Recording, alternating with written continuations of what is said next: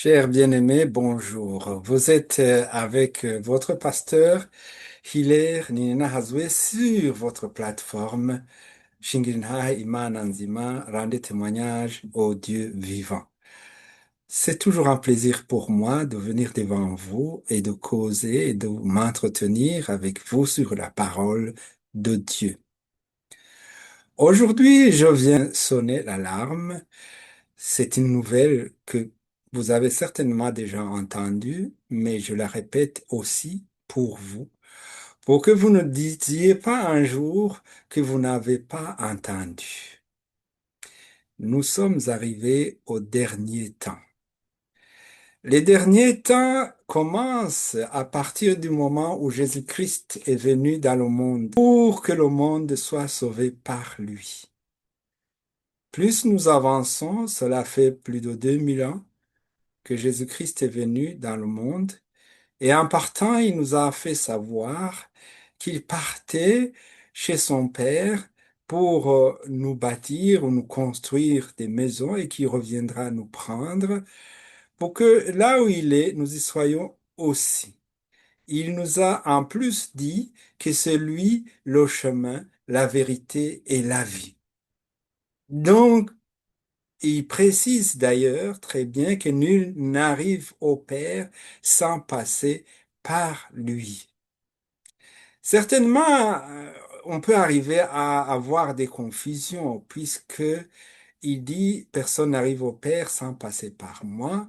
Et après, il dit que moi et mon Père, nous sommes un. Ceux qui sont dans notre cellule de prière, ils ont eu le privilège de partager avec nous ce que ça veut dire, moi et mon Père, nous sommes un. Nous n'allons pas traiter de ce sujet aujourd'hui. Vous avez toujours la possibilité de me contacter par email ou dans vos commentaires. J'aime vos commentaires. Euh, Comme ça, on peut vous donner les nouveaux éléments, les éléments qui vous manquent pour savoir de quoi il s'agit exactement. Jésus a dit qu'il reviendrait. Nous le savons, on le dit de tort et de travers, à côté, à gauche, à droite. Euh, Personne n'a déjà entendu parler de ça.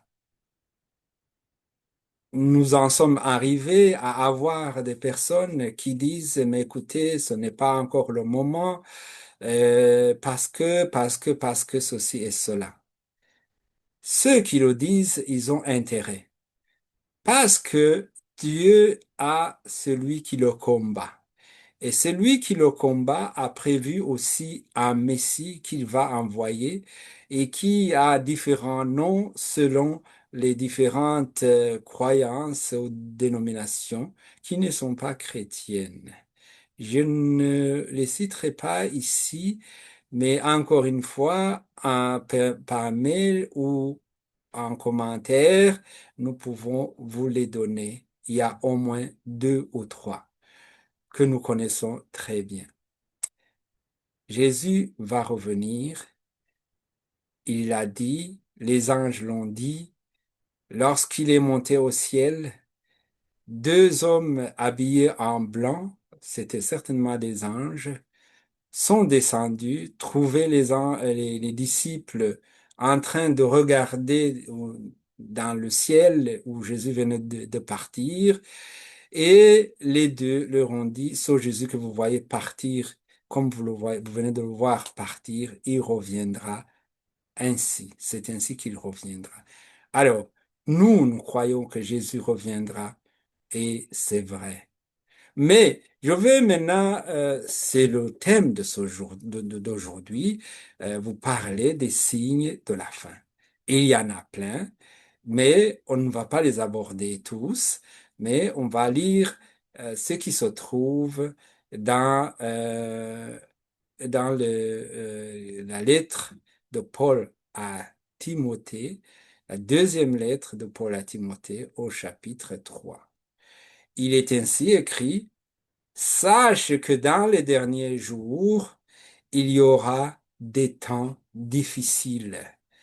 Des temps difficiles, nous les vivons déjà, des temps de guerre, des temps de crise financière, des temps de complications ici et là. Nous vivons des temps difficiles, difficiles. Car les hommes seront égoïstes, amis de l'argent, fanfarons, hautains, blasphémateurs, rebelles à leurs parents, ingrats, irréguliers, insensibles, déloyaux, calomniateurs, intempérants, cruels, ennemis de bien, traîtres, emportés, enflins d'orgueil, aimant le plaisir plus que Dieu. Arrêtons-nous un peu là-bas pour revenir, car les hommes seront égoïstes. Les hommes sont égoïstes. Mais nous, en tant que parents, on nous a je crois que nos parents, chez nous, il n'y avait pas vraiment ça, il n'y avait pas nécessité parce qu'on a vécu, la plupart, on est venu de grandes familles où il y avait plein d'enfants pour partager de la nourriture ensemble. On avait cette habitude. Mais ici, comme on n'avait qu'un enfant et puis un deuxième, les enfants pouvaient développer effectivement cet esprit égoïste. Alors, on les a toujours demandé de partager, partager. Et ça fait que nos enfants le premier mot qu'ils ont appris après maman et papa, je pense que c'est partager. Quand ils ont eu une sœur ou un frère, partager. Mais aujourd'hui, beaucoup n'aiment pas partager. Ils sont amis de l'argent. La génération actuelle ou les gens d'aujourd'hui, ils sont amis de l'argent. L'argent a été fait pour nous, pour devenir un ami. Hein? Je me rappelle, je le salue d'ailleurs, un de mes amis, de mes meilleurs amis, qui me disait, mais écoute, si quelqu'un est mon ami, il n'est pas l'ami de mon argent. Hein? Je ne suis l'ami de l'argent de personne. Mais on ne parlait pas de cela. C'est un droit aussi de gagner et d'utiliser à bon escient ce qu'on a gagné honnêtement. Mais ici, ce qu'on dit, c'est que les gens aiment l'argent tellement qu'ils oublient que Dieu a créé les conditions pour que cet argent soit gagné pour son service, pour ces personnes ou ces bien-aimés.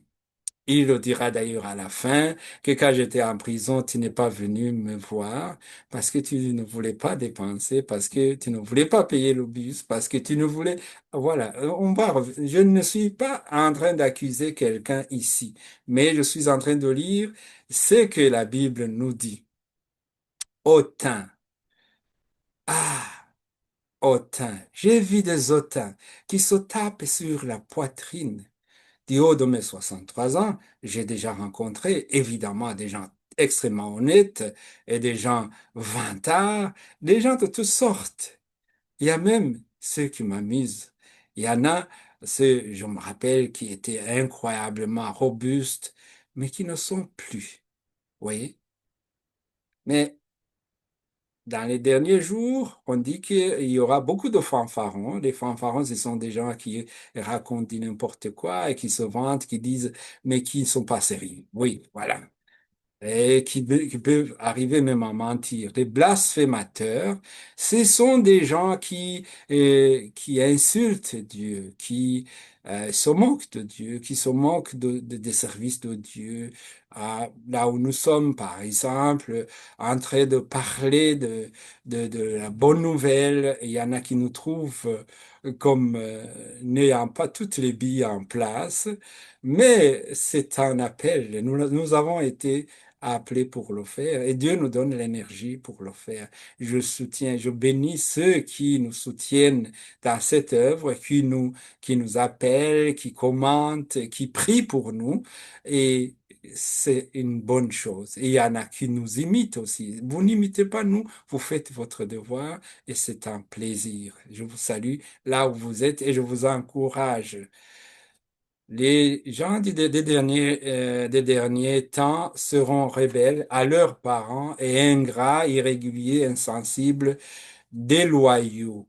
Oui, je raconte à tout bout de champ cette histoire d'une professeure d'allemand quand nous sommes arrivés dans ce pays. C'était en 80, je suis arrivé en 93, avant le drame burundais qui l'a amené là où il est aujourd'hui.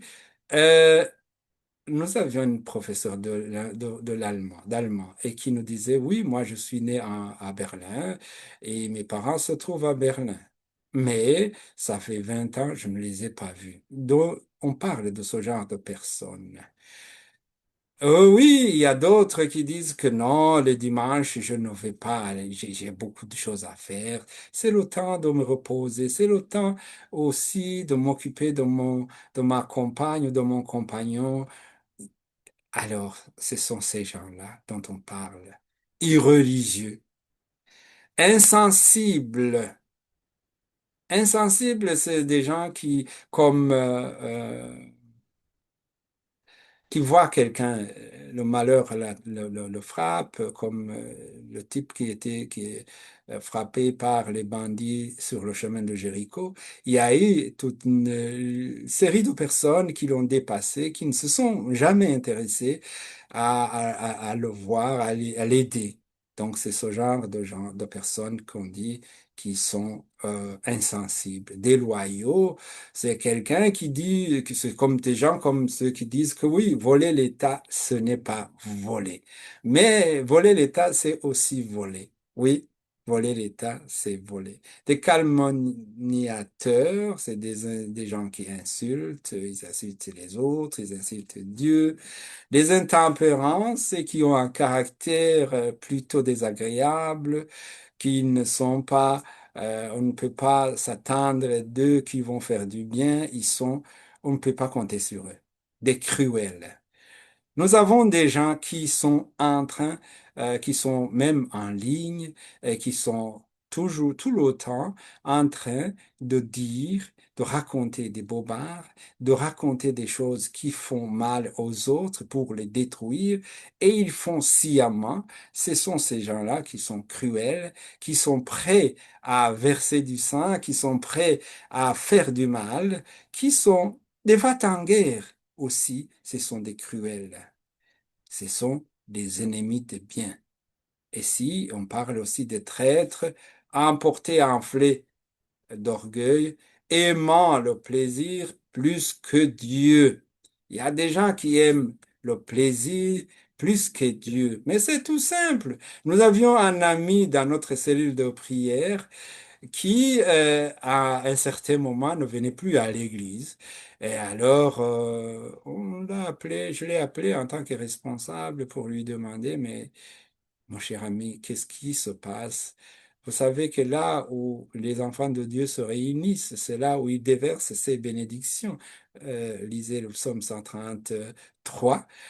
Et le jeune homme me dit, mais il faut, mon cher frère, j'ai des problèmes de quitter, parce que c'est là où les matchs de tennis ont lieu, et à Wimbledon, et puis je crois que Yannick Noah était aussi encore en activité. Il y avait Boris Becker, un Allemand qui a fait des merveilles, et il y avait Steffi Graf et d'autres personnes qui étaient extrêmement bons et bons dans ce sport-là.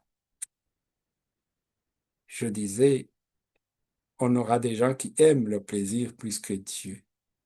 Allez parler à un jeune qui, le soir, le vendredi, veut aller danser absolument.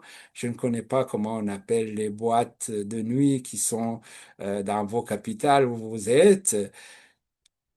Pour rien au monde, vous ne leur empêcherez d'aller dans le coin là-bas pour se trémousser, pour se réjouir, danser jusqu'à craquer. Et oui, mais quand il s'agira de venir devant Dieu, pas nécessairement à l'église, mais de prendre un petit moment pour penser au Dieu créateur qui nous donne le souffle de vie, ces personnes-là ne sont pas là. Ils aiment le plaisir plus que Dieu. Voilà. Bon, ils auront l'apparence de la pitié, mais renie ce qui fait la force, ce qui en fait la force. Et Dieu dit, éloigne-toi de ces hommes. Il en est parmi eux qui s'introduisent dans les maisons et qui captivent les femmes d'un esprit faible et borné, chargés de péchés, agités par des passions de toute espèce, apprenant toujours et ne pouvant jamais arriver à la connaissance de la vérité. Mais effectivement, Dieu veut que tout le monde soit sauvé et qu'il arrive à la connaissance de la vérité. La vérité est que Jésus-Christ est Seigneur. Jésus-Christ, c'est lui le chemin, euh, la vérité et la vie. Cette vérité, c'est de cela qu'on parle. La vérité, vous connaîtrez la vérité et la vérité vous rendra libre. Aussi longtemps que vous ne connaissez pas la vérité, c'est que vous n'êtes pas libre, c'est que vous êtes prisonnier. Peut-être vous êtes inconscient. Je me rappelle de Demis Roussos. Demis Roussos, c'était un chanteur qui était très connu. Je pense qu'il existe toujours, mais il doit être vieux. Il disait que quand il aimait sa Marguerite, que ce soit le jour ou la nuit, il ne voyait rien et il est lui-même, il s'est constitué prisonnier volontaire. Il y a plein de prisonniers volontaires dans ce monde qui ignorent Dieu, mais qui se sont rendus prisonniers ailleurs. Voilà. Mais on dit de ces gens-là qu'ils n'arriveront jamais à la connaissance de la vérité. De même que Jannes et Jambré s'opposèrent à Moïse, de même ces hommes s'opposent à la vérité, étant corrompus d'entendement, réprouvés en ce qui concerne la foi. Mais ils ne feront pas plus grand progrès, car leur folie sera manifeste pour tous, comme il le fut, comme le fut celle de ces deux hommes. Vous savez, à l'époque de Moïse, il s'est passé beaucoup de choses, hein.